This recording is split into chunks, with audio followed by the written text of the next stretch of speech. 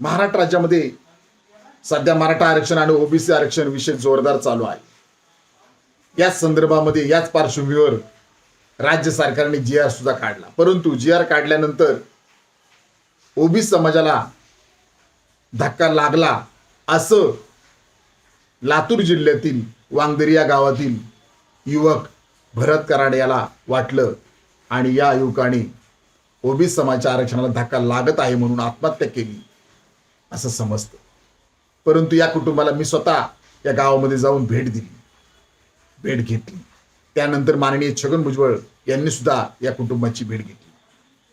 परंतु माननीय छगन भुजबळ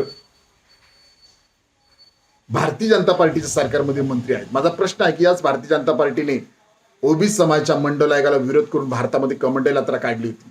तरी सुद्धा माननीय छगन भुजबळ याच सरकारमध्ये मंत्री आहेत आणि याच सरकारने GR काढल्यानंतर ओबीसी तरुण भरत कराड यांनी आत्महत्या केली.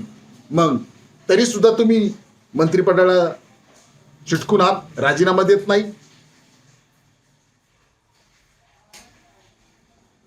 छगन भुजबळ साहेबांचा काळा कुठे इतिहास आहे. जर पाहिलं तर ते शिवसेनेत होते, त्या काळी त्यांनी अत्यंत वादग्रस्त विधान केलं होतं. ते म्हणाले होते की महात्मा गांधीजी यांचे पुतळे काढा आणि त्या ठिकाणी नथुराम गोडसे यांचे पुतळे बसवा, असं त्यांनी अत्यंत चुकीचं विधान केलं होतं.